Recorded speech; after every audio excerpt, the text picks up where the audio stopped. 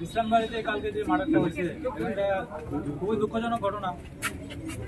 তো ঘটনার পরে খবর পাওয়ার সঙ্গে সঙ্গে আপনাদের কাছ থেকে খবর পাওয়ার সঙ্গে সঙ্গে আমরা এখানে স্পটে গেছি এবং আপনাদের সহযোগিতাই, আপনার এলাকাবাসী সহযোগিতা করছেন আপনারা, এই কারণেই আমরা কেসটা ডিটেক্ট করতে পারছি এবং কেসের যে দুজন মূল অভিযুক্ত তারারই আমরা ঘটনার দেখেন 24 ঘন্টার আগেই আমরা তারা অ্যারেস্ট করছি দুজনের। হ্যাঁ, তাতে আপনাদেরকে অনেক ধন্যবাদ, আপনাদের সহযোগিতা পাইছি, আপনারাও আপনারা লিড দিচ্ছেন। এখন একটা লোক মার্ডার হয়েছে, এটার সর্বোচ্চ সাজা হওয়া দরকার। তো সাক্ষী টাক্ষী দিতে গিয়ে এলাকাবাসী আমরা কালকে যারা অনেকেই নাম লিখছি, আমরা আবার আরো লোকের সঙ্গে কথা কমু, আপনারা আমাদের সহযোগিতা করেন।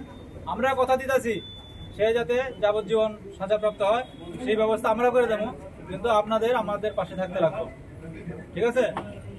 একটা নিরীহ মানুষের প্রাণ গেছে, সে যাতে বিচার পায়, তার পরিবারের লোক তার বাচ্চারা যাতে বিচার পায় সেই ব্যবস্থা আমরা করে দেবো। আপনারা সহযোগিতা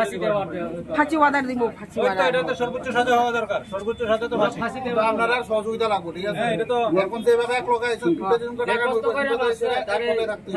অবশ্যই আমরাও চাই সেটা হোক, আমরাও চাই তার সর্বোচ্চ সাজা হোক। হ্যাঁ, এখন আপনাদের কাছে অনুরোধ, আপনারা একটু কাজ করতে দেন। আপনাদের এখানে আমরা আটকে রাখলে আমরা দেখেন এখানে কাজে ডিস্টার্ব হইব, কাজ অবশ্যই চেহারা দেখেন, অবশ্যই দেখেন। আপনারা এখানে থাকেন, আপনারা আইন